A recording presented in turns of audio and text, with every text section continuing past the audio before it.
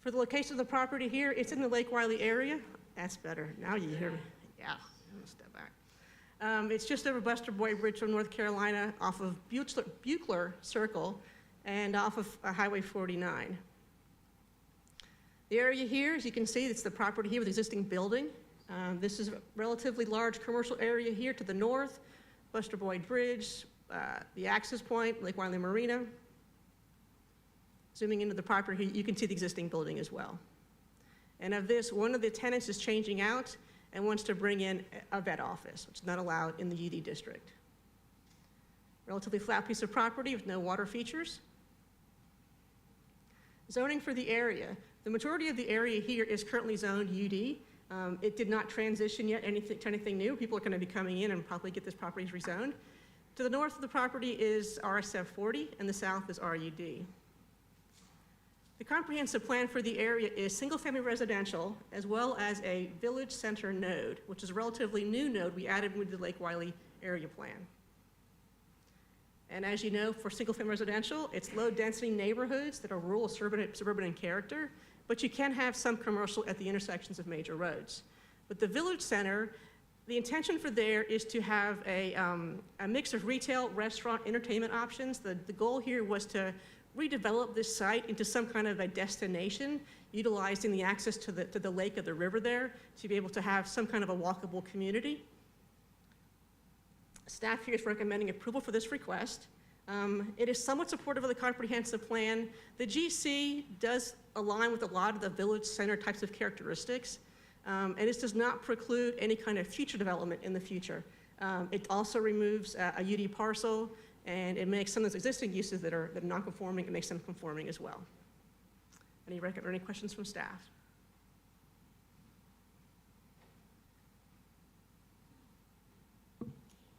If there are no questions, is there a motion? I make a motion to approve. I'll second. Is there any discussion? All those in favor? Anyone opposed? Moving on to 23-31. Rezoning case 2331 at 3474 Highway 21 in Fort Mill, tax map number is 721-0000055. This request here, very similar to the last one, is to rezone a parcel that's 2.56 acres from UD to GC. And the intent here is to be able to redevelop the site and to remove the existing uses and to allow some fast food restaurants, one or two, on this site that have drive-through facilities, which is not allowed in UD. Property is located on the east side of 77, just along Highway 21 in the Carowinds General's vicinity. Looking at the properties that are here right now, a lot of this area here is distribution, giving access to 77. There is also some light industrial, but along the corridor of 21 is mostly general commercial, highway retail, fast food restaurants, gas stations, that sort of thing. Looking at the site, they will plan to remove this existing, it's a fireworks building. So, and as well behind there, there's some bays for some kind of car construction, or repairs or something. And so this will all be removed and redeveloped. A piece of land is very flat, there's no water features. Zoning for the area, once again, this is also predominantly UD. A few years ago, the property next to it across the street is actually rezoned to GC for the same reason. Wanted to be able to put in, I think it actually may have been a vet, but it may have been a doctor's office there that wasn't allowed in UD. Comprehensive plan for the area here is I-77 corridor. There is the community center node just to the north of that, so it comes very close to this parcel as well. And as you know, the I-77 corridor is typically located with easy access to the interstate. It serves as an economic generator of York County for targeted businesses and that sort of sectors. But it also has areas where you have retail and restaurant services to actually provide services to those economic generators. Like I mentioned, it's just outside that community-centered node, and that's where you have that array of commercial and service establishments for the area. So for here, we are recommending approval. It's supported by the comprehensive plan and the future land use map. As I said, there are areas already zoned GC across the street. The uses that are allowed in this district is very similar to the ones found in the area. And being located near the I-77, these potential uses could actually serve the traveling public as well as the many folks who are working in this general area. Any questions for staff? Diane, I'm gonna, real quick. Mm-hmm. So, could you go back to the satellite overview real quick?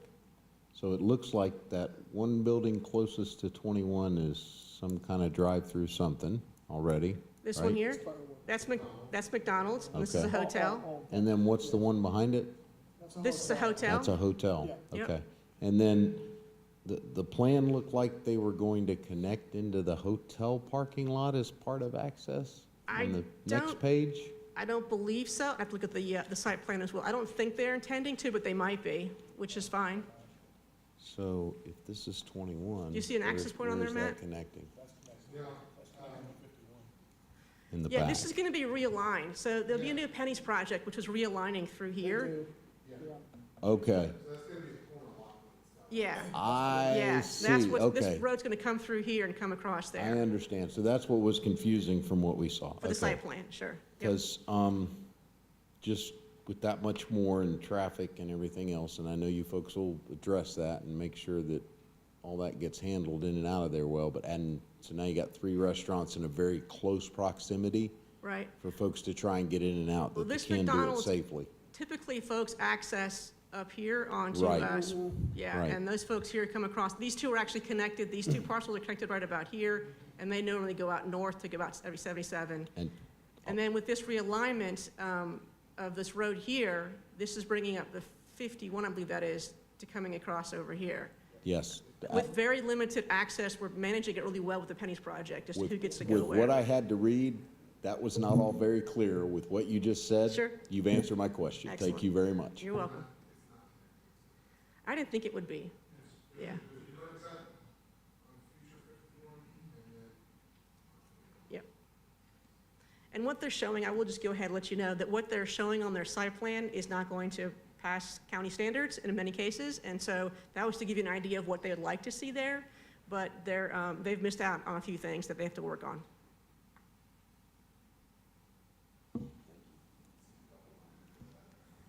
Any additional questions? If no questions, is there a motion? I make a motion to approve. I'll second that. All those, oh, I'm sorry, is there any additional discussion? All those in favor? Anyone opposed? Moving on to 23-32.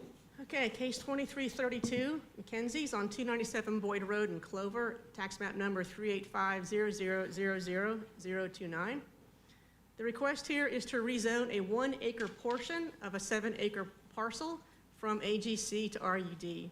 And the purpose here is to create one lot to build one more single-family home. The property is located off of Boyd Road, just to the east of Jim McCarter Road. It's pretty much in between the towns of Clover and the city of York. The area here is, there's still a lot of rural areas, undeveloped properties, but there are a couple, well, the major one here is along Jim McCarter Road. This has already been developed as single-family homes with large lots. And there are a couple of other properties over here in the area that are about 1-acre lots, 1.5-acre lots. And this here is Boyd Road going through. Zoning into the property here, as you can see, the existing home where they have their driveway access, there's a couple utility buildings in the back. The intention here is to be able to subdivide an acre in this portion of the property to be able to construct one single-family home. Kind of being shown on this environmental map here. Property is relatively flat with a little bit of slope, but no water features. Zoning for the area, it's over here on this part of the property, this is all AGC, on this side of the is RUD. So there's a bit of both in the area, RUD and AGC. Comprehensive land use plan pretty much follows that exact same RUD, AGC sort of division. So therefore, it is actually adjacent to where we would recommend residential. And as you know, that AGC agricultural area is for farmlands and timberlands and very low density residential development. It also allows some kind of cottage industry or ag supportive commercial as well. Staff is recommending approval, and we also have our condition there to say that if you are going to get this approved, make sure you bring in a plat to subdivide that within 90 days. The comprehensive plan does support this, as well as a future land use map. We usually have criteria for that. This is not removing a property that's currently being used as any kind of agricultural purposes. There are properties in the area that are both RUD and 1 acre lots. And like I mentioned before, it is immediately adjacent to areas on the comp plan that do show rural residential. So we're recommending approval. Any questions for staff? Yeah, Diane, I noticed there's a lot of, on the aerial, there's a lot of trees up there, up in the front. Are there any requirements that they remove a certain number of trees or, to provide buffer or from the highway or? Just- No, there wouldn't be any buffer requirements on just one lot. That's just a minor subdivision of a property, therefore there's no requirements for tree save or buffers or anything like that. I would imagine that they're not going to, they want to probably keep that as buffer from the road Yeah, noise. I would think so, I would yeah. anticipate that they will want to remove homes or trees in the center of that where they can put their home. Right. That's what I'm going to assume, but there are no provisions to Yeah. stop them from doing trees. You answered my question. Thank you. Any additional questions? If no questions, is there a motion? I'll make a motion to approve. Any discussion? All those in favor? Anyone opposed? Okay, moving on to 23-33. This next request, 23-33 at 810, yes, ma'am? With the conditions, yeah, let's go back and reconsider. So can we Who just made the make a motion? I will second? make the motion again to approve with staff conditions. as I'll noted. second. Wanna Okay, any revote? discussion on that? Okay, all those in favor with the condition? Anyone opposed? Okay, Thank you, Bonnie. thank you, Bonnie. Let's put it straight. Case number here is 2333 Stephen Trippy at 810 Bellwood Street, Clover, 36600000013. The request here is to rezone a .688 acre portion of a .842 acre parcel from RSF 40 to RSF 30. And the purpose here is to do a recombination of this property. And I added my map here from in the zoning map to kind of show you. In the red here is the existing property. They are going to combine this little piece over here with this property over here. And so the remaining property is less than 40,000 square feet, and therefore they have to rezone into RSF 30, which is the next size down. I don't know why they're doing this, but they have the request in. I think it's just to make maybe a little bit more room on this lot, I'm assuming. Property is located just outside of the town of Clover in a donut hole, just to the east of Clover. As you can see here, all this grayed out area here, this is all town of Clover, and this is our donut hole we're talking about here. There's the property. Zooming in, as you can see, this is the larger lot here. This was platted in 1954, I believe it was, and this was actually at one time 2 lots, so at some point from then to now, it was recombined into one larger lot. So they already have some lots that have that smaller size. Property of the owners, the applicant lives right here, and perhaps he wants to put a little bit of land between him and his building next door. That's what I'm assuming. Property is relatively flat with no water features. Zoning map for the area here, the majority of the area here is RSF 40. There is a little bit of NC above. Comprehensive plan for the area here is municipal infill. And as you know, that are places that are abutted or completely surrounded by towns or jurisdictions. And the purpose of this was to be able some kind of a seamless transition between one town from the town to the county. And so we look to their comprehensive plan to see what they want to have for the area. And the town of Clover has this area here is recommendation of traditional residential. And based upon their description of that, that's a low, medium, or high density residential district. And so staff is recommending approval because this rezoning aligns with both our plan and their plan. Any questions? Are there any RSF 30s in the area? There is not. The nearest one I don't even know where it would be to here, but no, Okay. there is not. Okay, that's fine. Thanks. But I will say too, that all the other properties in the general area here, if they were to kind of come in, they would be RSF 30 or less. They might even be RMX 20s or 10s, given those lot sizes. If there are no questions, is there a motion? Make a motion to approve. With the Is there a condition? condition? With the condition of staff. Yeah. A second. Any discussion? All those in favor? Anyone opposed?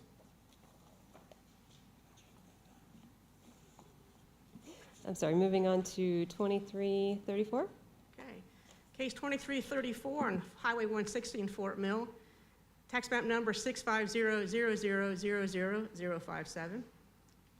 And the request is to rezone a .54 acre parcel from NC to GC. And the purpose is to rezone to a zoning district that actually allows gasoline stations.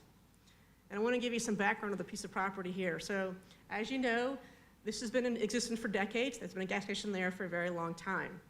According to Google Street, it looks as though it probably stopped working there around July 2016, best we can tell by the Google Street views. In September 21, they actually submitted an application for an upfit. We issued the upfit permit that was approved in December. In March 2022, we issued an upfit permit at that point. I will say, when they came in 2021, staff should have stopped them right then, had the property rezoned. That didn't happen. They proceeded. They had final inspection. They had a CO in July of 2022, and then that was it. That's all we heard from them. In 2023, in process as part of the selling of the property, they reached out to staff and requested what is called a zoning verification letter. And that was to verify that whatever their use is allowed in this zoning district. And at that time, they were notified that no, they're not allowed in that district. You must rezone the property. They also then requested that, well, we should be grandfathered in. We've already there. Well, our code allows you to have that for 180 days, is grandfathered to that use, and they've exceeded that. They requested a determination of that statement, which they have. We gave them that on July 2023, that yes, our grandfather status is in effect here. You've been closed beyond that period. And they submitted the application for the rezoning. Property is located at the intersection of Gold Hill Road and 160, south of the North Carolina line. This is a very much of a commercial area, kind of a node here for this area of Fort Mill. Zooming into the property here, here's the existing gas station, and I'll mention now there's access point off of Gold Hill.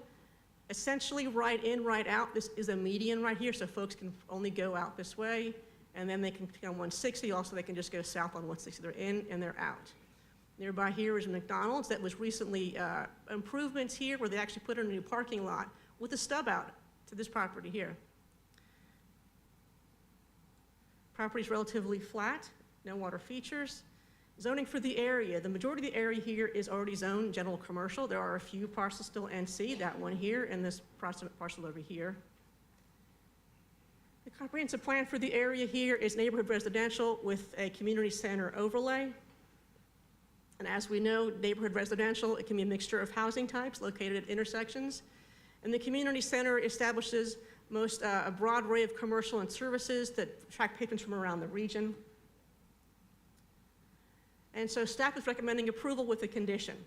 And I want to look at this slide here a bit. In your packet here, it has the first condition that is in your packet that you see. Staff has talked about it further, and we want to modify that condition. And we want to be able to allow a right in from Gold Hill Road, but not a right out. So to allow the traffic to come in that way, but they cannot exit. They either have to go down 160 and go south and turn around some way and get back, but not to actually go right out of that site. This also, by having those 2 points there, will allow for any kind of delivery of large trucks to be able to come in and out. And I'm going to go back to that map so we can talk about it. So they could come in here, but they can't exit there, because exiting here is turning through a turn light, and this would not meet the requirement. If they were to come in today, we would not allow that separation from that curb. So we're requesting a condition to make that only a right in, but not a right out, and then they can move out of here as well. And so we are recommending approval with that modified condition. Can you talk us through that, the regulations and the reason why there can't be a right out? It's so congested. Okay? Well, there's a curb separation distance requirement. And Yeah, so- I'm sorry, that was the phrase I was looking for. So tell Curb me more about separation. curb separation. So yeah. if they were to come in now as for a brand new site, and I cannot tell you the exact distance what that would be, but there is a distance required for the curb or the intersection of here. So any curb cut must be a certain feet back from this right here. And so this would not be allowed at that location. They have to come back further, provide some kind of access further here, work this property here. So we wouldn't allow it technically, but since the site is sort of already been developed, Understood. So it's a regulation about how much space there must be from the intersection before there is an entrance into a piece of property. a curb cut access point. Okay. Or even an exit. It's both, it's any access point, but there,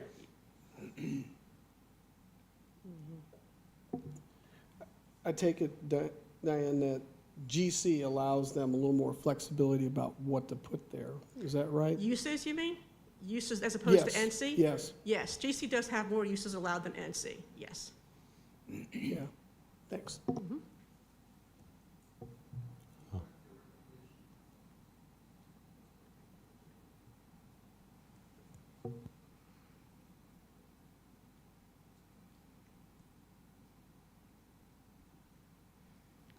So essentially that change was just to configure to saying no access to right in only, no exit.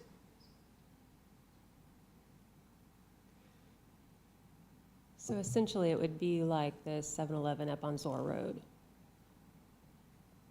On Zor, you can't You can't exit Zor on, exit onto Zor. the exit onto Zor, yeah. Yeah, you can't, at all. You have to, You have to go right onto onto 160, 160 and then, right, yeah.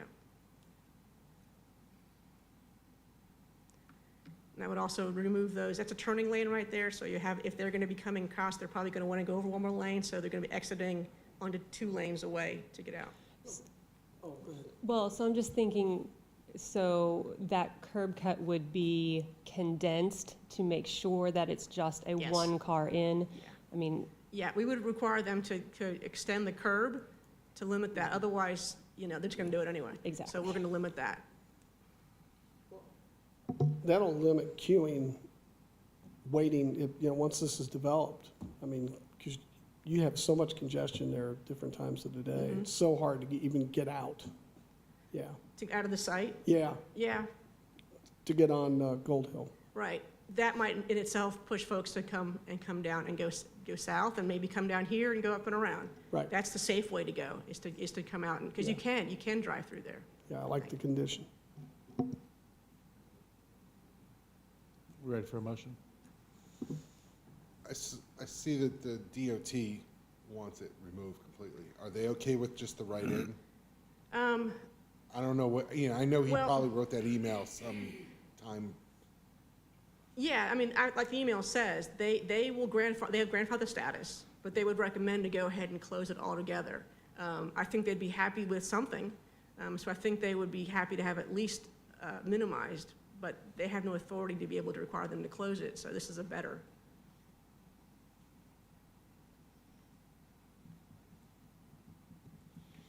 so does the McDonald's own the portion behind the gas station That's one parcel. as one, so it's an L that Yeah. goes around? This is one parcel, so that is all McDonald's. And they just added a parking lot Right. at this location here with a curb cut that potentially could go across through there. And it's lined up right through here. Do you know how much is left on that part? I mean, is it a buildable space On the McDonald's site, no, they put the whole thing as parking lot. all the way to Gold Hill? Well, if they put in a substantial buffer through here, they probably, so there's no more, from what I could see from the site plan, I looked at it today, there's really no more room for additional development through there. It's just for the parking. Are there any additional questions? Is there a motion? I will make a motion to approve with the new recommendation from staff that the Gold Hill Road access must be reconfigured as a right-in only within 180 days of the rezoning approval. I'll second that. Any discussion? One more quick question. Do we, and is it already specifically said? Yes, it is. It's only a right exit onto, yeah, okay. Right in only. Right, and only. All those in favor with the motion? Anyone opposed?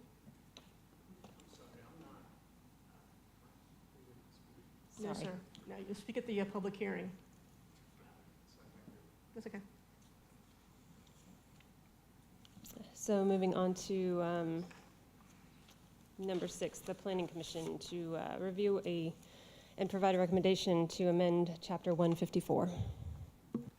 Okay, this is what we're calling these the outstanding property violations. And so the court enforcement cases for individual violations have been increasing. And these have included public nuisances, stormwater management, erosion control, land development, non-permitted uses. You've seen a few recently for storage and trucking operations that have gone in and cleared property. And so we have some provisions in the zoning code right now that we can't come forward to a rezoning if there is a zoning code violation. But however, it doesn't affect any other kinds of violations, nor does it affect other kinds of permitting processes. So the intention here was to be able to do this change to expand that provision to delay something if they have outstanding violations. And so this will help us to be able to resolve these cases because that keeps us with some power, essentially. So the amendment includes 2 things. The first thing was to be able to actually define what a property violation is. And then it also extends that to resolve processing applications that have permit additional uses, development, disturbancing, or rezoning. So it goes beyond just the rezoning to other sections. So what does that look like?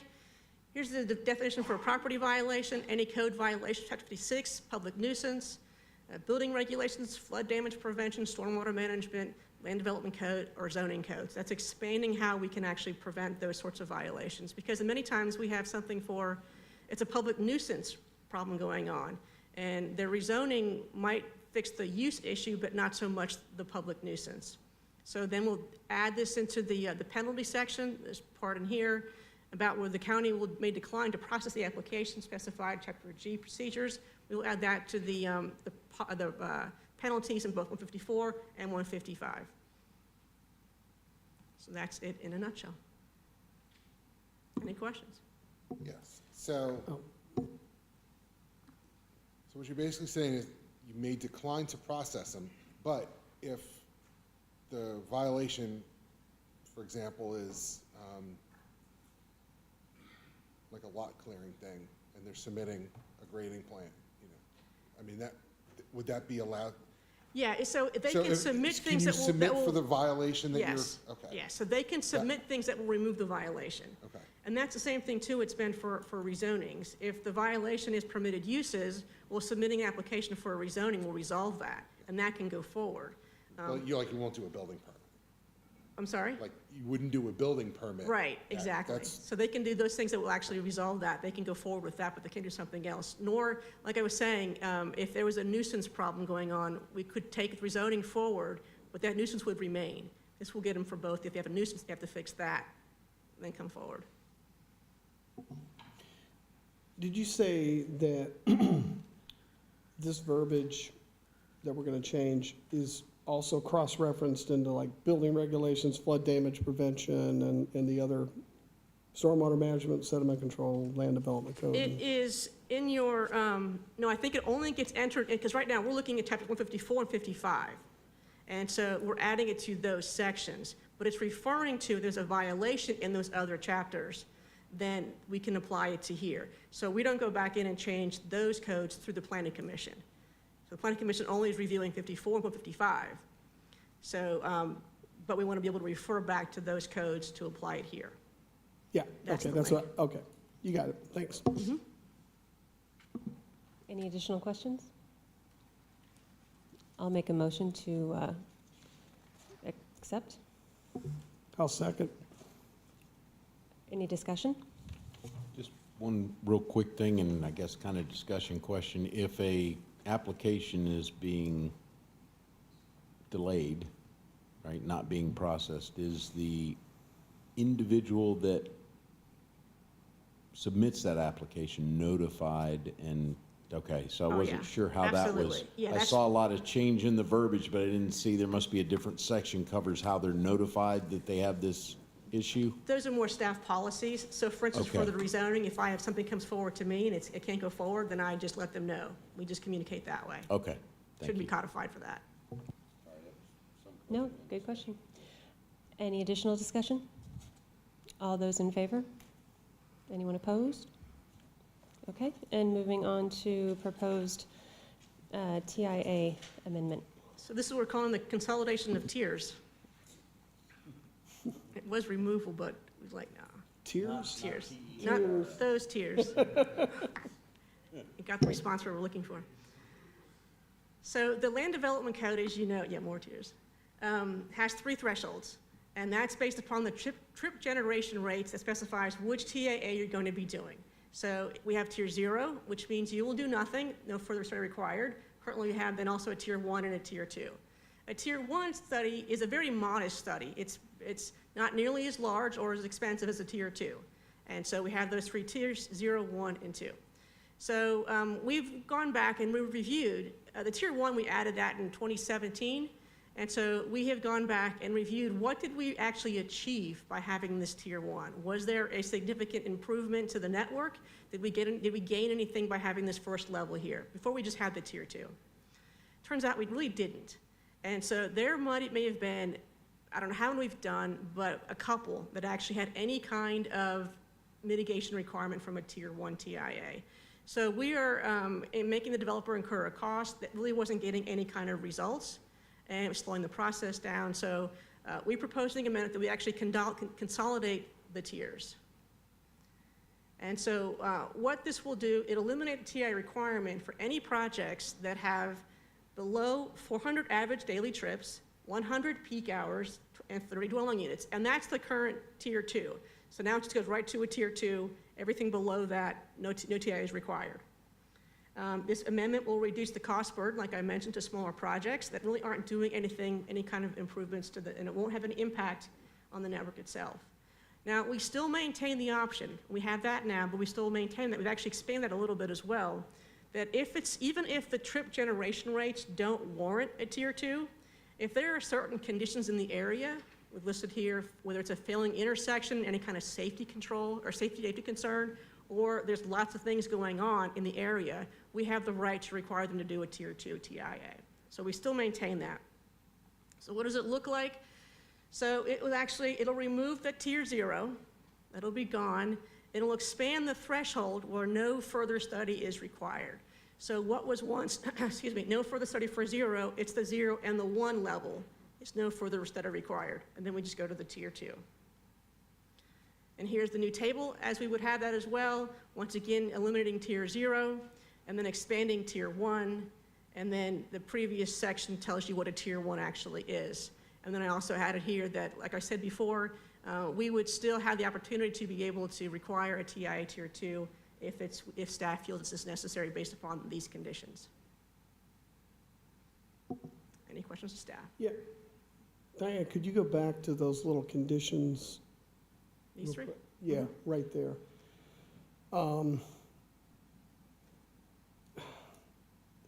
I know you have to make them general.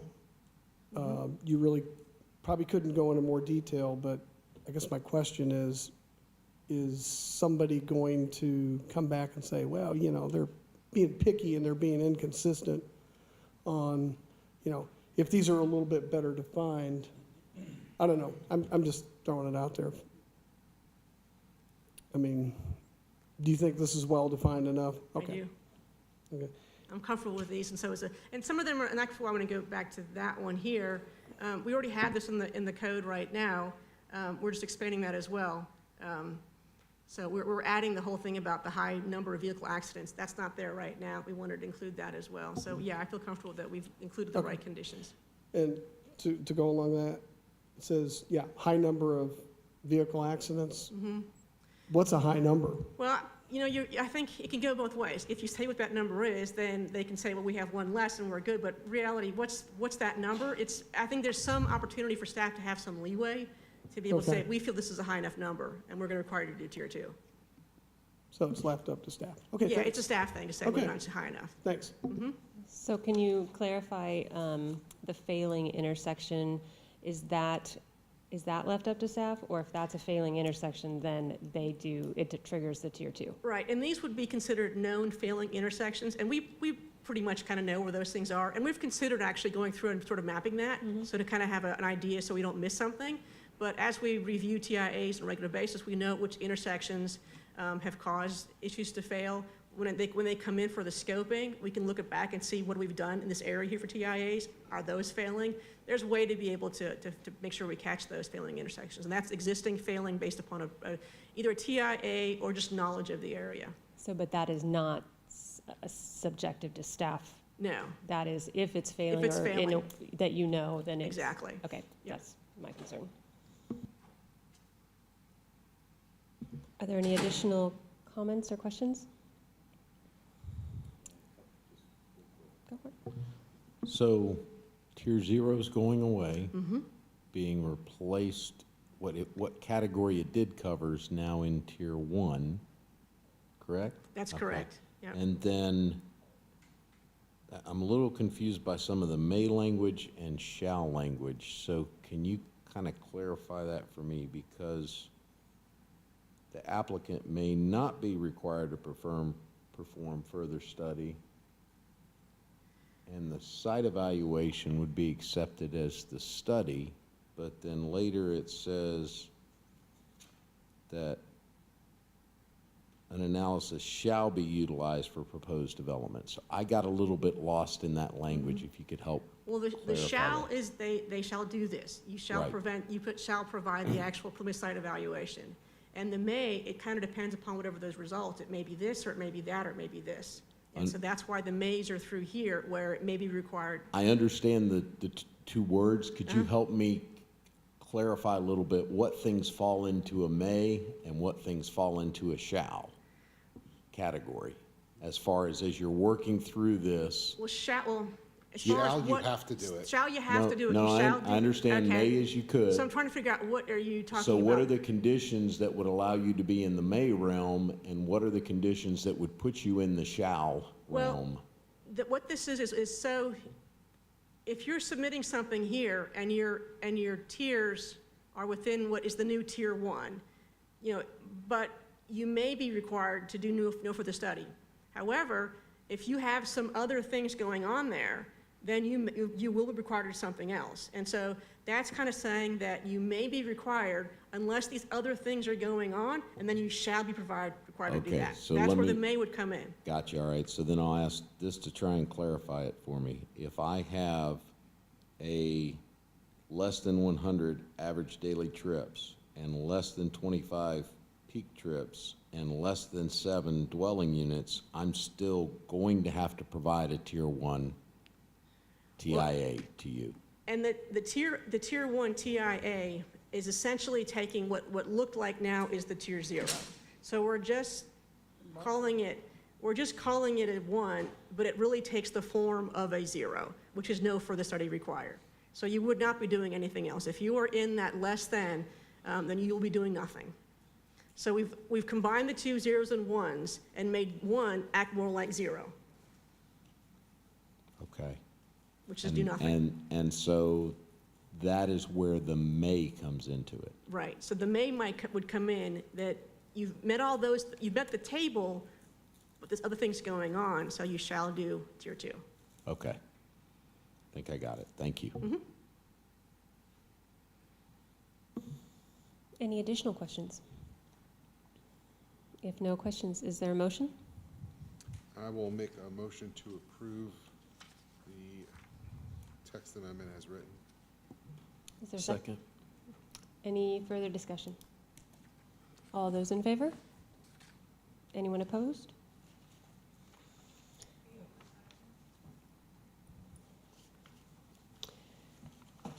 And moving on to the rezoning tracking sheet. Any questions or concerns? Nope. Is there a motion to adjourn? I make a motion to adjourn.